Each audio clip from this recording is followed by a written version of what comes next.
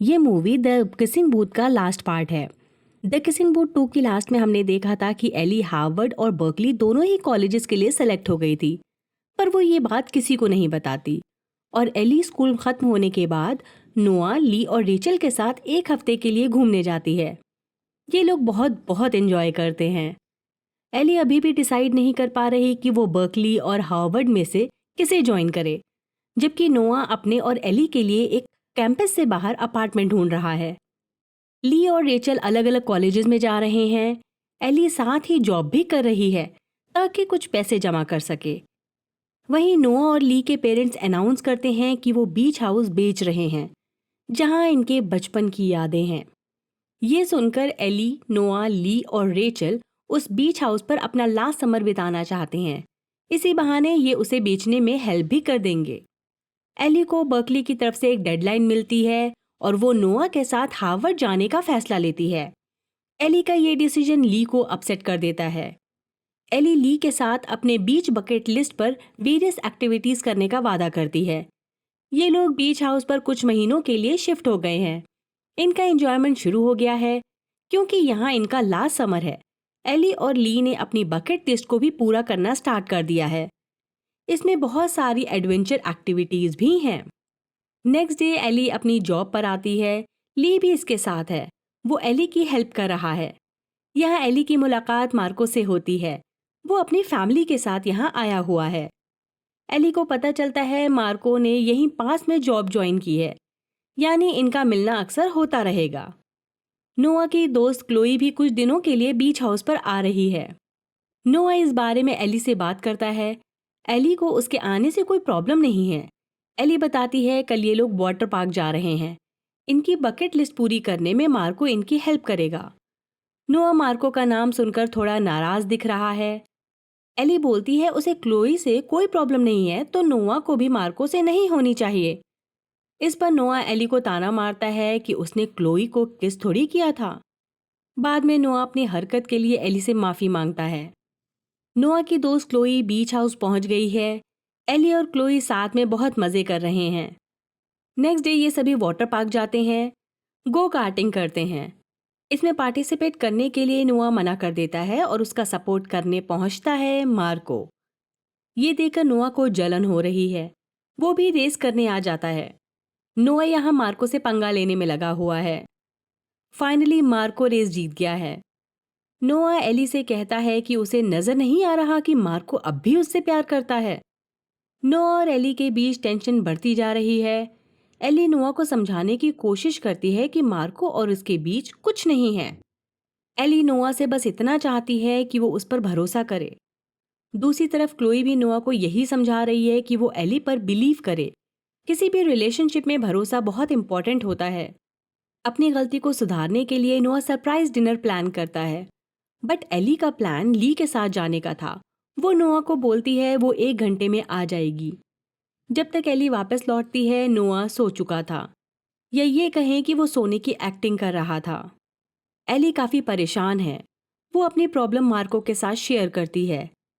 Actually Eli का plan था ली के साथ बर्कली जाना, बट वो नोआ के साथ हार्वर्ड जाना चूज करती है। इसलिए वो चाहती है कि जब तक वो यहाँ है ली के साथ जितना हो सके टाइम स्पेंड करे। लेकिन ये प्रॉब्लम नोआ नहीं समझ रहा। वहीं दूसरी तरफ एली के डैड की एक गर्लफ्रेंड भी बन गई है। एली को उनके साथ एडजस्ट होने में भी प्रॉब्लम हो रही है। उसे डर है कहीं वो उसकी मॉम की जगह न ले लें। उधर क्लोई भी अपने पेरेंट्स के डिवोर्स से परेशान है। इसलिए क्लोई चाहती है कि नोआ और एली के बीच जो भी प्रॉब्लम्स या मिसअंडरस्टैंडिंग है वो दोनों बात करके सुलझा लें। एली की शिफ्ट खत्म होते ही नोआ एली से मिलने जाता है। दोनों के बीच सब ठीक हो गया है। अगले दिन नोआ जब सफाई कर रहा होता है तो उसे पता चल जाता है कि एली बर्कली के लिए भी सेलेक्ट हो गई थी और उसने नोआ के साथ जाना चूज किया। हो सकता है ये देखने के बाद नोआ एली को और अच्छे से समझ पाए। 4 जुलाई यानी अमेरिकन इंडिपेंडेंस डे का दिन है। बीच हाउस पर पार्टी चल रही है। यहाँ मार्को भी आया हुआ है। मार्को यहाँ नोआ से भिड़ जाता है। इन दोनों के बीच थोड़ी बहस होती है और नोआ गुस्से में पार्टी छोड़कर चला जाता है। मार्को एली के पास आता है और कहता है कि वो अब भी उससे प्यार करता है, लेकिन एली उसे भेज देती है। उसी रात एली और उसके डैड के बीच लिंडा को लेकर बहस हो जाती है। बेसिकली वो लिंडा को एक्सेप्ट नहीं कर पा रही। वो इसी टेंशन में अपने डैड को भी काफ़ी कुछ बोल देती है। एली के डैड गुस्से में कहते हैं कि उन्होंने अपने दोनों बच्चों के लिए बहुत सेक्रीफाइस किया और उन्हें भी प्यार करने का पूरा हक है। नेक्स्ट डे नोआ एली से बोलता है कि वो सिर्फ नोआ के लिए हार्वर्ड जा रही है और उसे इस बात का डर है कहीं ऐसा ना हो उसे फ्यूचर में पछताना पड़े। इसलिए नोआ एली से ब्रेकअप कर लेता है, बट वो ये ज़रूर बोलता है कि इनका प्यार सच्चा है। इन्हीं सबके बीच एली फिर से ली के साथ बकेट लिस्ट पूरा करना मिस कर देती है, जहां वो डांस किया करते थे। वो ली के पास पहुंचती है और इन दोनों के बीच झगड़ा शुरू हो जाता है। ली एली से कहता है कि उसके लिए हमेशा नोआ ही इम्पोर्टेंट रहा है। एली इस बात पर नाराज है क्योंकि उसने अपनी पूरी छुट्टियां इन्हें खुश रखने में बिता दी और फिर भी उसे ये सब सुनना पड़ रहा है। सुबह क्लोई अपने घर जाने के लिए रेडी है। वो आखिरी बार एली से मिलती है और उसे दिलासा देती है कि किसी भी रिलेशन में सिर्फ प्यार काफ़ी नहीं होता और वो बहुत ही स्ट्रॉन्ग और समझदार लड़की है। ये सभी बातें रेचल भी सुन रही थी। वो एली और नोआ की प्रॉब्लम देखकर ली से ब्रेकअप कर लेती है, लेकिन वो उम्मीद करती है कि ये दोनों किसी दिन फिर मिलेंगे।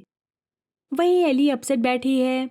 नोआ की मॉम आती हैं। वो एली को समझा रही हैं कि आखिर वो अपनी लाइफ में करना क्या चाहती है और इसी बेस पर वो अपना कॉलेज चूज करे।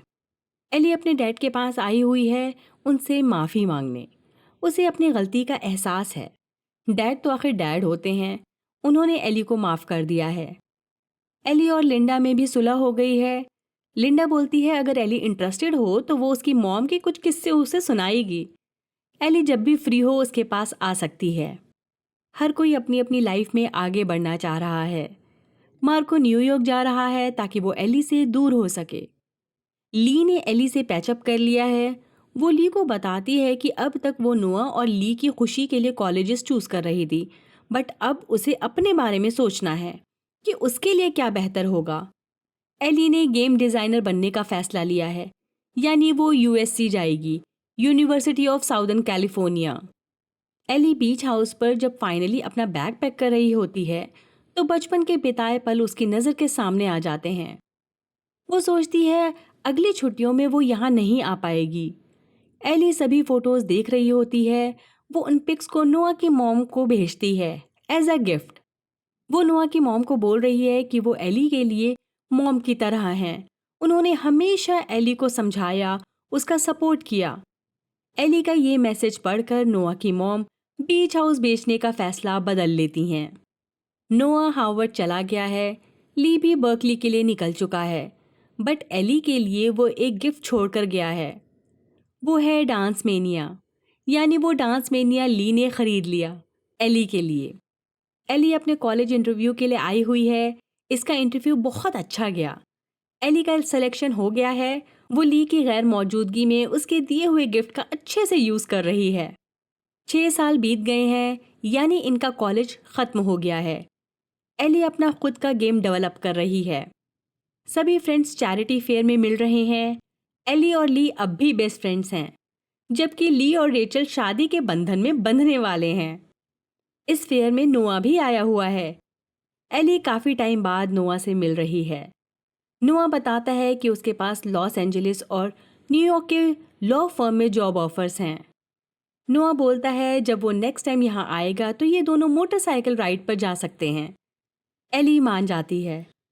ये दोनों ही काफ़ी मैच्योर हो गए हैं। ये फिर से अलग हो गए हैं, मगर जाने से पहले ये एक दूसरे को देखने के लिए पलटते हैं। हम देखते हैं मूवी की एंड में एली और नोआ अपनी अपनी मोटरसाइकिल पर राइड कर रहे हैं, हंस रहे हैं, मज़े कर रहे हैं। एली सोचती है जो कुछ भी हुआ था उसके पीछे रीज़न था, यानी नोआ एली से जानबूझकर अलग हुआ ताकि एली अपना फ्यूचर संवार सके। चलिए हम भी अलग होते हैं इसी सोच के साथ, ताकि नेक्स्ट वीडियो में फिर से मिल सकें। बाय, अपना ख्याल रखिए।